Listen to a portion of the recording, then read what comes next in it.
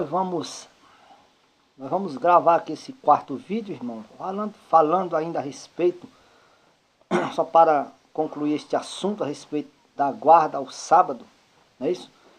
Que já falamos no primeiro, segundo e terceiro vídeo, e neste quarto vídeo aqui, nós vamos resumir aqui essa parte por enquanto, não é isso? E como nós estávamos falando aí no vídeo anterior, nosso Salvador fizera uma cura no sábado de um cego de nascença. Ele cuspiu no chão, o Salvador cuspiu no chão, fez barro, fez massa, na Bíblia está lodo, né? E colocou nos olhos do cego e mandou o cego ir ao tanque de Siloé lavasse os olhos. Ou seja, o Salvador trabalhou fazendo barro, massa, né, fazendo a massa com a saliva, e mandou o cego trabalhar também, e até o tanque se lavasse os olhos. Não é isso? Então, nisto, os que eram encegueirados por a lei de Moisés e pelo sábado, que nem vocês, líderes religiosos, que guardam o sábado também, e os que querem guardar sábado e querem guardar a lei de Moisés, então vocês são da mesma natureza, do mesmo espírito desses tais, que perseguiram e entregaram o Salvador para serem crucificados, para seres condenados à morte, e morte de cruz. Não é isso? Então, eles perseguiram o Salvador, perseguiram ao homem que fora cego para saber o que havia acontecido. E chega aqui no versículo 14 do capítulo 9 de João, que nos diz assim, versículo 13, levaram, pois, aos fariseus o que dantes era cego. Eles pegaram um homem que era cego, levaram até os fariseus, a liderança religiosa que defendia o sábado, que tinha que guardar o sábado, que quem fizesse o que o Salvador fez, não guardar o sábado, morreria. Isto era uma ordenança da lei do Antigo Testamento. O Salvador veio para colocar um fim nesta lei, e por esta lei ainda está vigorando, enquanto o Salvador estava vivo, os escribas e fariseus perseguiram e queriam matar o Salvador. E realmente foi o que eles fizeram. Mas eles não entenderam, e nem entendem até hoje, os tais, que o Salvador estava ali, preparando eles, dando-lhes a entender que aquilo que fora dito aos antigos chegou ao fim, estava perto a chegar ao fim. Um pouquíssimo tempo depois ali, o Salvador iria ser crucificado como foi crucificado. E aí então, ele disse aquela palavra, em João capítulo 19, verso 30, Pai, está consumado. Encerrou a lei de Moisés. O Salvador consumou tudo que a lei de Moisés e todo o Velho Testamento, lei de Moisés, profetas e salmos dizia. Então ele, o Salvador, colocou um fim nesta lei. Paulo diz isso aos Romanos, capítulo 10, verso 4. Vou falar na linguagem bíblica, porque o fim da lei é Cristo, para a justiça de todo aquele que nele crê. Não é isso? Então aqui, em segunda carta de Paulo aos Coríntios, nós vamos já ler aqui, eu vou logo dizer isso aqui. Então os fariseus aqui interrogaram o homem que era cego. Vamos prosseguir, nós vamos já ler em 2 aos Coríntios. João capítulo 9, verso 14. E era sábado o dia em que Jesus fez o lodo e lhe abriu os olhos. Então os fariseus, por sua vez, lhe perguntaram, como chegara a ver? Como tu enxergou? Perguntou ao cego. Ao que lhe respondeu, aplicou lodo aos meus olhos, lavei-me e estou vendo. Por isso alguns, ou os fariseus, diziam, por isso que o Salvador fez, cuspiu no chão, fez lodo, colocou a massa nos olhos do cego e mandou o cego lavar-se no tanque de Siloé. Por isso que o Salvador fez isso e mandou o cego fazer aquilo. Os fariseus diziam com o Salvador: este homem não é de Deus, pois não guarda o sábado. Irmão, você está cego? Pois procure enxergar. Você está surdo? Procure ouvir. Olha, surdo e cego espiritual, estou falando assim. Pois o Salvador não. A palavra não é oposta à palavra sim. O Salvador não guardava o sábado. Leia para mim dizendo que ele guardava. João capítulo 5, ele fez a mesma coisa. Curou um homem enfermo, mandou o homem pegar a sua cama, que os fariseus perseguiram e disseram: não é lícito carregar a tua cama hoje que é sábado. E os judeus procuravam matar o Salvador, porque não guardava o sábado, antes trabalhava no sábado. O Salvador disse: meu pai trabalha até hoje, até agora, sábado. Era sábado aquele dia. É inegável, não pode negar o que está na Escritura. Era sábado, meu pai trabalha até agora e eu trabalho também. Por esta causa, ainda mais, os judeus, os líderes religiosos, a liderança religiosa, sacerdote, sumo sacerdote, escribas, fariseu, saduceu, todos vocês, líderes religiosos, procuravam ainda mais matar o nosso Salvador. Porque não só quebrantava, violava o sábado, não guardava o sábado, como ele dizia que era filho do Altíssimo, fazendo-se igual ao Altíssimo. Só é você ler João capítulo 5, verso 16, 17 e verso 18. Só é você ler. Então, sendo assim, eles não entenderam que a lei estava chegando ao fim e que agora estava sendo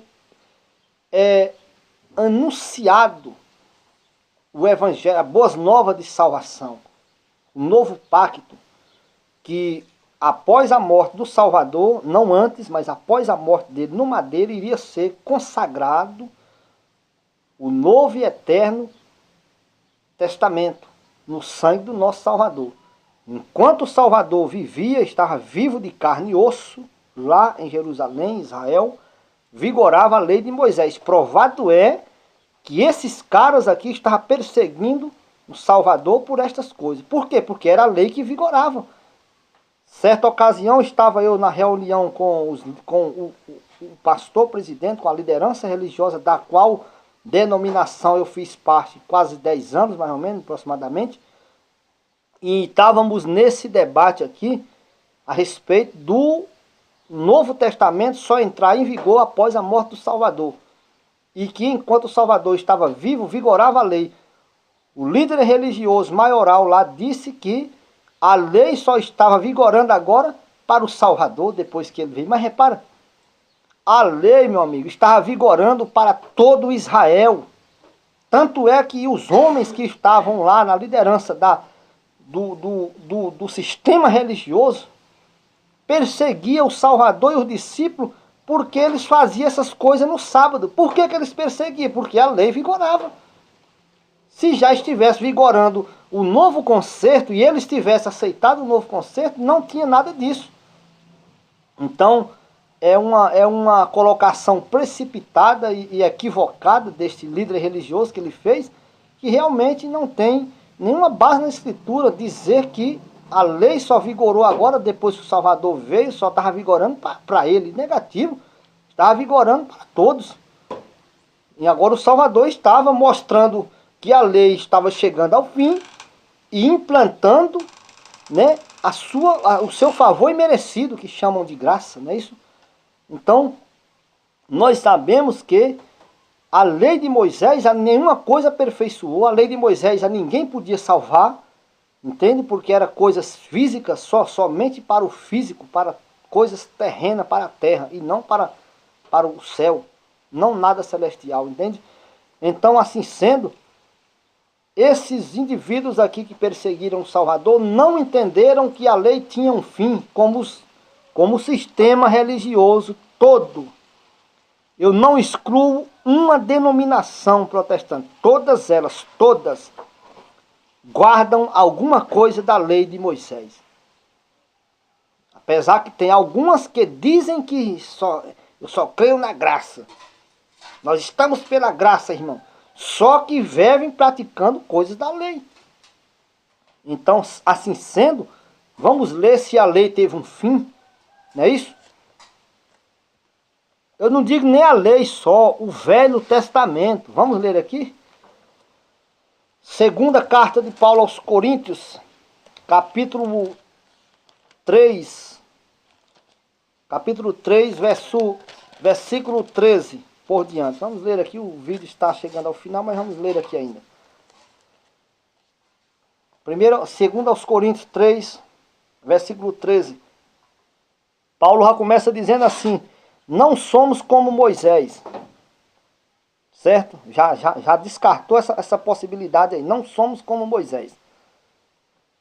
Que tinha um véu sobre a face, para que os filhos de Israel não atentassem na terminação do que era transitório, na glória que era transitória, não é isso? Mas os seus sentidos foram endurecidos, pois até hoje, até o dia de hoje, até o dia que foi escrito isso, né? Hoje lá, o dia que foi escrito isso aqui, não é até hoje especificamente, mas até o dia de hoje, quando fazem a leitura da antiga aliança, o mesmo véu permanece, não lhes sendo revelado que em Cristo é abolido. Então está aqui, Paulo vem falando aqui a respeito da velha aliança e da nova aliança, e dizendo que não somos como Moisés, que Moisés, quando desceu do monte Sinai, o seu rosto veio resplandecente, e ele tinha que colocar um véu para se apresentar ao povo, para o povo não olhar firmemente para o resplendor que estava na face do profeta Moisés, que era transitório. Toda essa situação transitório, meu amigo, só é você entender, só é você pesquisar. Transitório vem de passageiro, vem de passar. Passou. Não é algo fixo que permanece para sempre. Transitório vem de que passa. Não é isso? Então, no verso 14, Paulo diz aqui que o entendimento daquelas pessoas estão endurecidos, tem um véu cobrindo o entendimento deles, o véu, a cegueira que cegou eles. Porque até hoje, quando é lido a leitura do Velho Testamento, lá onde eles liam, no contexto de lá, né, até hoje, sábado, dia 18 de julho de 2015, até o dia que foi escrito isso, era colocado o véu na lição do Velho Testamento, o qual foi por o Salvador abolido, removido, retirado. Ponto final. Correto? Encerrou aqui. Ó. Foi removido pelo Salvador, não foi por outro homem, foi pelo Salvador, que tinha e tem toda a autoridade que poderia e pôde fazer, assim ele fez. Correto? Então aqui, em Hebreus, capítulo 8, versículo 13, diz da seguinte forma: quando ele diz nova aliança, torna-se velha a primeira. Ora, aquilo que se torna velho e envelhece, perto está de acabar. Ou seja, quando diz Novo Testamento, envelheceu o Velho Testamento. E aquilo que se torna velho acabou, encerrou.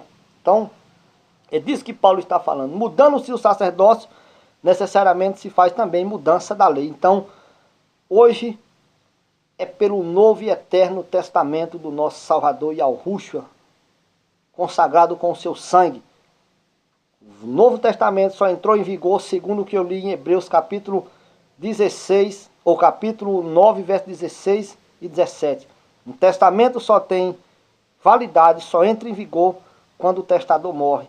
Ou terá o testamento algum valor, validade e vigor enquanto o testador vive. Então ficamos por aqui, até outra oportunidade, se o Eterno nos permitir.